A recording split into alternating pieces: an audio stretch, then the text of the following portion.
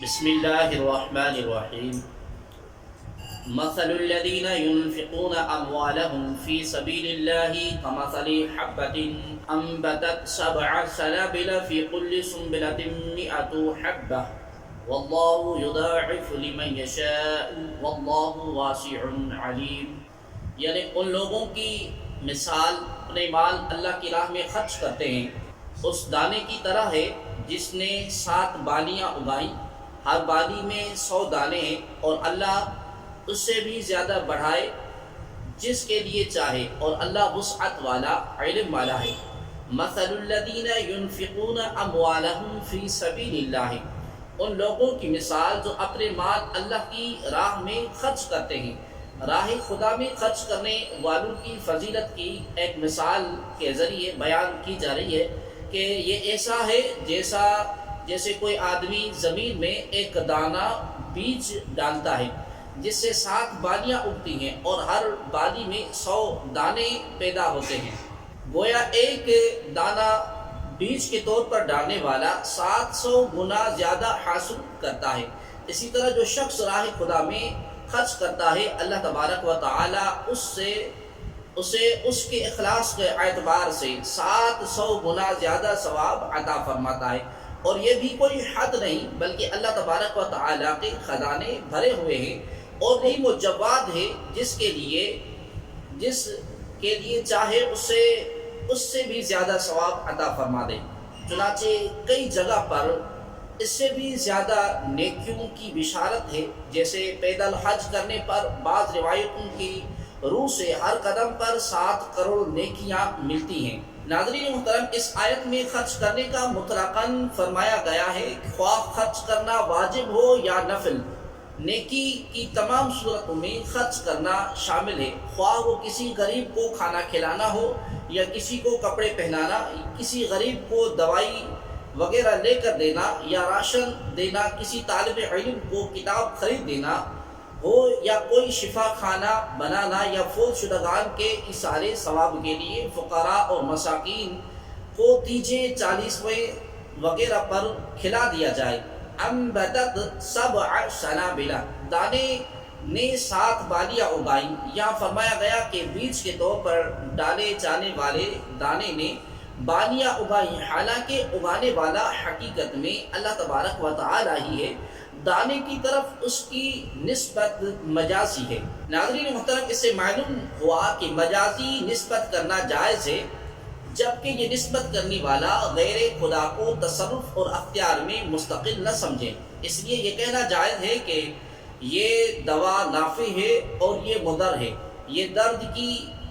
دافع ہے، ماں باپ نے پالا، عالم نے گمراہی سے بچایا، بزرگوں نے حاجت روائی کی وغیرہ، ان سب میں مجازی نسبت ہے، اور مسلمان کے اعتقاد میں فاعل حقیقی صرف اللہ تبارک و تعالی ہے،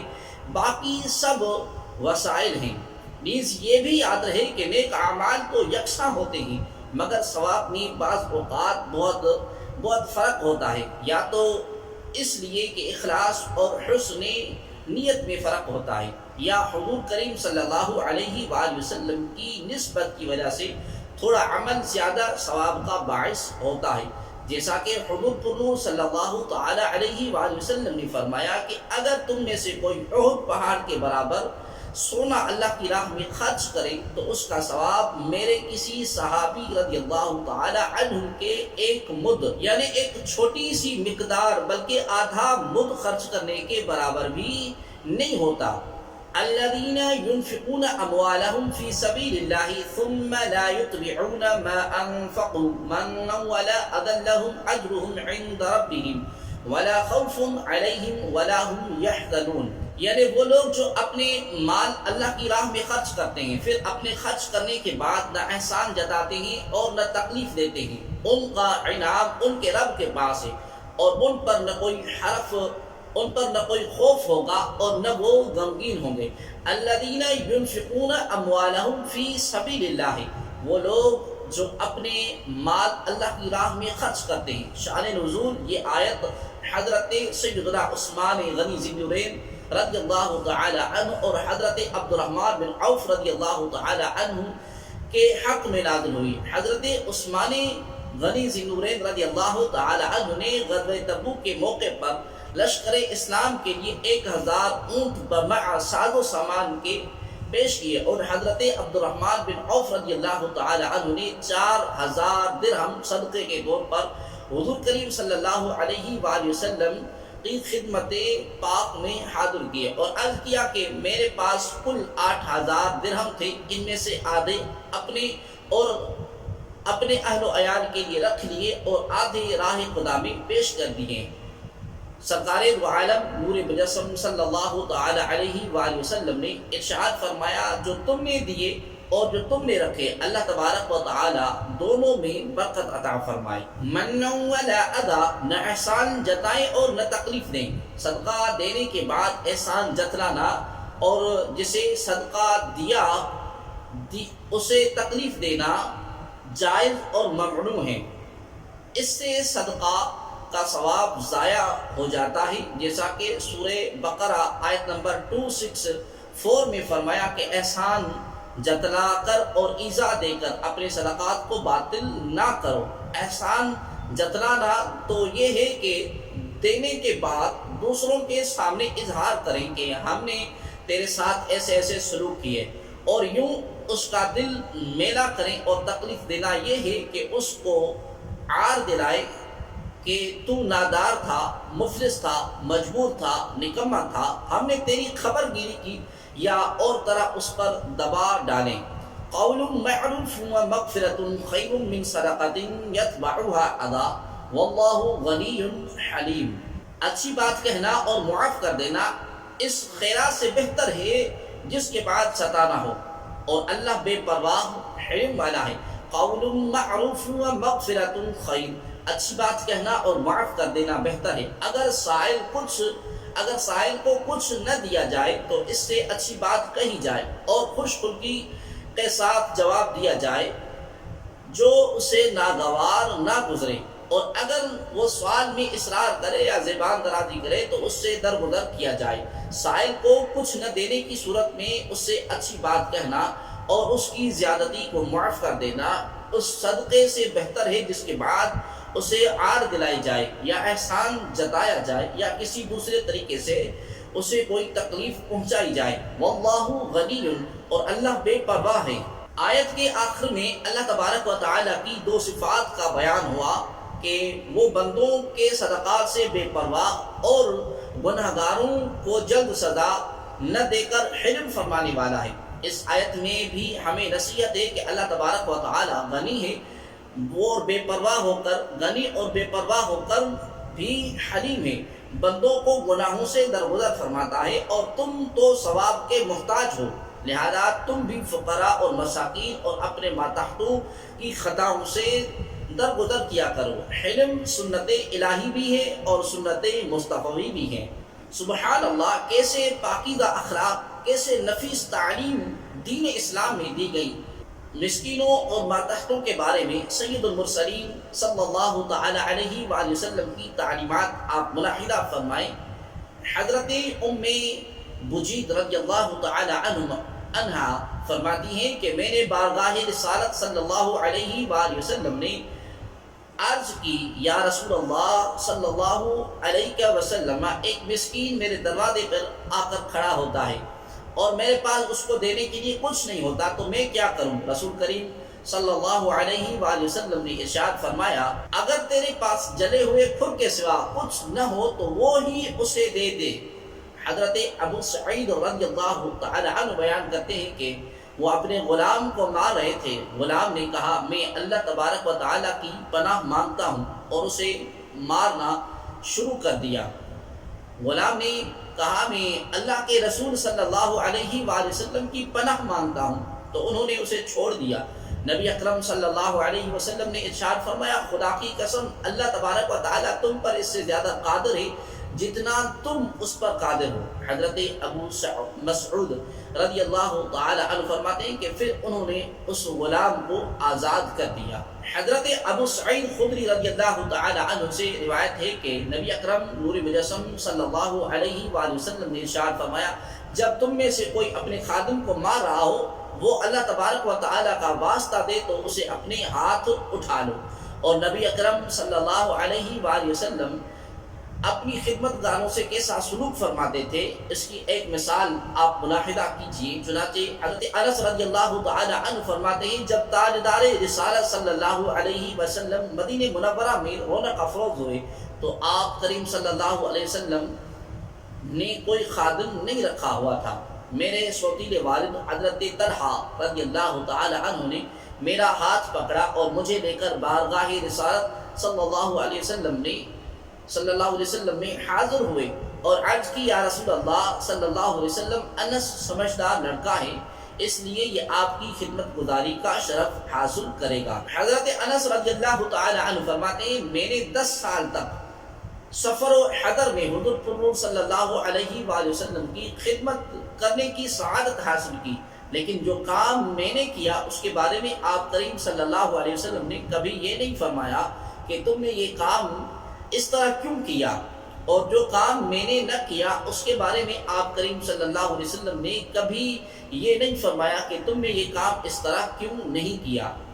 یا ایہا الذین آمنوا لا تبطلوا صدقاتکم بالمن والأذى كالذي ينفق ماله رئاء الناس ولا يؤمن بالله واليوم الآخر فمثله كمثل صفوان عليه تراب فأصابه وابل فتركه صلدا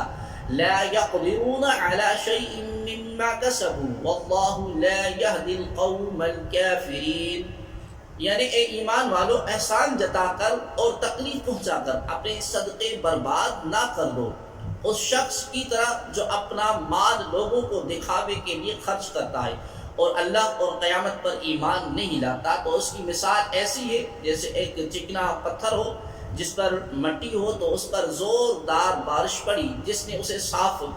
پتھر کر چھوڑا۔ ایسے لوگ اپنے کمائے ہوئے اعمال سے کسی چیز پر قدرت نہ پائیں گے اور اللہ کافروں کو ہدایت نہیں دیتا۔ لا تبطلوا صدقاتکم، اپنے صدقے برباد نہ کرو۔ ارشاد فرمایا گیا کہ اے ایمان والو، جس پر خرچ کرو اس پر احسان جتلا کر اور اسے تکلیف پہنچا کر اپنے صدقے کا ثواب برباد نہ کرو، کیونکہ جس طرح منافق آدمی لوگوں کو دکھانے کے لیے اور اپنی واہ واہ کروانے کے لیے مال خرچ کرتا ہے لیکن اس کا ثواب برباد ہو جاتا ہے، اسی طرح فقیر پر احسان جتلانے والے اور اسے تکلیف دینے والے کا ثواب بھی ضائع ہو جاتا ہے۔ اس کی مثال یوں سمجھو کہ جیسے ایک چکنا پتھر ہو جس پر مٹی پڑی ہو، اگر اس پر زوردار بارش ہو جائے تو پتھر بالکل صاف ہو جاتا ہے اور اس پر مٹی کا نام و نشان بھی باقی نہیں رہتا۔ یہی حال منافق کا ہے،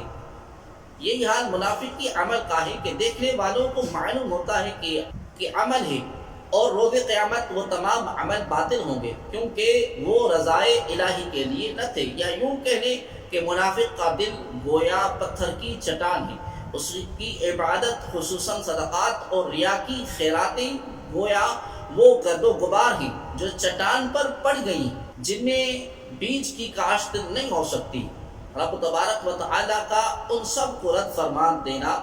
گویا وہ پانی ہے جو سب مٹی بہا کر لے گیا اور پتھروں کو ویسا ہی کر گیا۔ اس سے معلوم ہوتا ہے کہ اگر صدقہ ظاہر کرنے سے فقیر کی بدنامی ہوتی ہے تو صدقہ چھپا کر دینا چاہیے کہ کسی کو خبر نہ ہو۔ لہذا اگر کسی سفید پوش یا معزز آدمی یا عالم یا شیخ کو کچھ دیا جائے تو چھپا کر دینا چاہیے۔ بعض بزرگ فرماتے ہیں کہ اگر کسی کو علم دین سکھایا ہو تو اس کی جزا کی بھی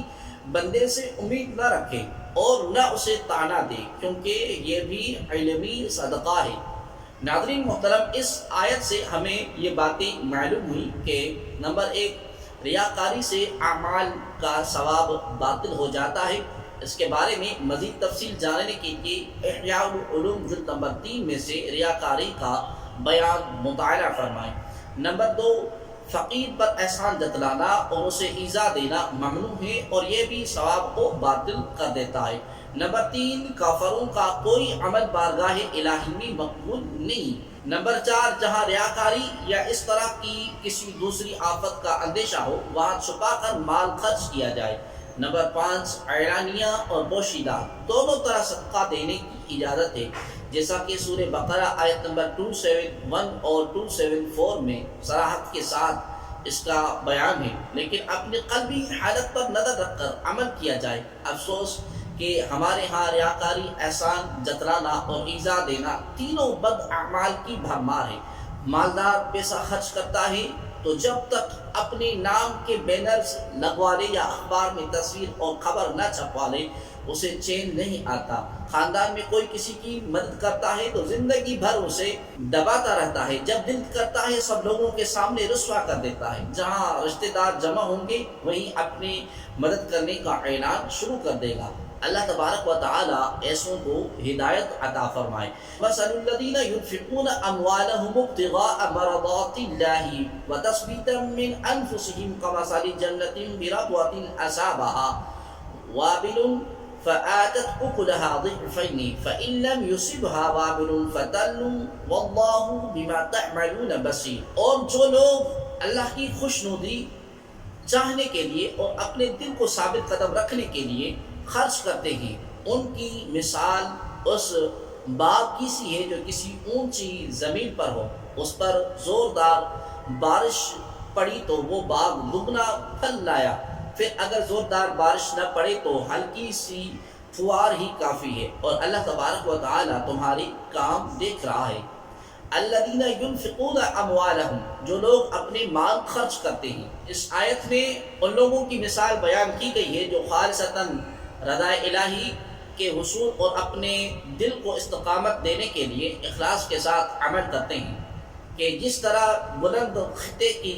بہتر زمین کا باغ ہر حال میں خوب پھلتا ہے، خواہ بارش کم ہو یا زیادہ، ایسے ہی با اخلاص مومن کا صدقہ کم ہو یا زیادہ اللہ تبارک و تعالی اس کو بڑھاتا ہے۔ اللہ تبارک و تعالی کی بارگاہ میں دل کی کیفیت دیکھی جاتی ہے، نہ کہ فقط مال کی مقدار، جیسا کہ حضرت ابو ہریرہ رضی اللہ تعالی عنہ سے روایت ہے کہ رسول کریم صلی اللہ علیہ وسلم نے ارشاد فرمایا، اللہ تبارک و تعالی تمہاری صورتوں اور تمہارے مال کو نہیں دیکھتا بلکہ تمہارے دلوں اور تمہارے عملوں کو دیکھتا ہے۔ اَیَوَدُّ أَحَدُكُمْ أَن تَكُونَ لَهُ جَنَّةٌ مِّن نَخِيلٍ وَأَعْنَابٍ تَجْرِي مِن تَحْتِهَا الْأَنْهَارُ لَهُ فِيهَا مِن كُلِّ الثَّمَرَاتِ وَأَصَابَهُ الْكِبَرُ وَلَهُ ذُرِّيَّةٌ ضُعَفَاءُ فَأَصَابَهَا إِعْصَارٌ فِيهِ نَارٌ فَاحْتَرَقَتْ كَذَلِكَ يُبَيِّنُ اللَّهُ لَكُمُ الْآيَاتِ لَعَلَّكُمْ تَتَفَكَّرُونَ۔ کیا تم میں کوئی یہ پسند کرے گا کہ اس کے پاس کھجور اور انگوروں کا ایک باغ ہو جس کے نیچے ندیاں بہتی ہوں، اس کے لیے اس میں ہر قسم کے پھل ہوں اور اسے بڑھاپا آ جائے، اور حال یہ ہو کہ اس کے کمزور اور ناتوان بچے ہوں، پھر اس پر ایک بگولا آئے جس میں آگ ہو تو سارا باغ جل جائے۔ اللہ تبارک و تعالیٰ تم سے اسی طرح اپنی آیتیں کھول کر بیان کرتا ہے تاکہ تم غور اور فکر کرو۔ اَیَوَدُّ أَحَدُكُمْ، کیا تم میں کوئی یہ پسند کرے گا؟ ارشاد فرمایا کہ کیا تم میں کوئی شخص یہ پسند کرے گا؟ مراد یہ ہے کہ کوئی یہ پسند نہ کرے گا، کیونکہ یہ بات کسی عاقل کے لیے قابل قبول نہیں کہ اس کا باغ ہو جس میں قسم قسم کے درخت ہوں، پھلوں سے لدا ہوا ہو، وہ باغ فرحت انگیز اور دلکشا بھی ہو اور نافع اور عمدہ بھی، آدمی اسے اپنے بڑھاپے کا سہارا سمجھتا ہو، جو انسان کی حاجت کا وقت ہوتا ہے اور آدمی کمانے کے قابل نہیں رہتا، اور اس بڑھاپے میں اس کے چھوٹے چھوٹے بچے ہوں جو کمانے کے قابل نہ ہوں اور وہ پرورش کے محتاج ہوں۔ الغرض وہ وقت انتہائی شدید اور محتاجی کا ہوتا ہے، لیکن اس بڑھاپے اور حاجت کے وقت شدید قسم کی آندھی چلے جس میں بگولے ہوں اور ان بگولوں میں آگ ہو، اور وہ آگ آدمی کے مستقبل کے اس واحد سہارے یعنی باغ کو جلا کر راکھ کر دے، تو اس وقت آدمی کے رنج و غم اور حسرت یاس کا کیا عالم ہوگا۔ اللہ اکبر۔ یہی حال اس شخص کا ہے جس نے اعمال حسنات کیے ہوں مگر رضا الہی کے لیے نہیں بلکہ ریاکاری کی غرض سے کیے، اور وہ اس گمان میں ہو کہ میرے پاس نیکیوں کا ذخیرہ ہے، مگر جب شدت حاجت کا وقت یعنی قیامت کا دن آئے تو اللہ تبارک و تعالی ان اعمال کو نامقبول کر دے، اور اس وقت اس کو کتنا رنج اور کتنی حسرت ہوگی۔ اللہ تبارک و تعالی یہ آیات اس لیے بیان فرماتا ہے تاکہ اے لوگوں تم غور اور فکر کرو اور سمجھو کہ دنیا فانی ہے اور آخرت ضرور آنی ہے، تو اس آخرت کے لیے عمل کرو اور اپنے اعمال میں اخلاص پیدا کرو۔ اللہ اکبر کبیرہ، کس قدر دل دہلا دینے والی مثال ہے۔ ایک کاش کہ ہم سمجھ جائیں اور اپنے اعمال، نماز، ذکر و درود، تلاوت اور نعت خوانی، حج اور عمرہ، زکوٰۃ، صدقات وغیرہ کو ریاکاری کی تباہ کاری سے بچا لیں اور اپنے اعمال کا محاسبہ کرنا شروع کر دیں۔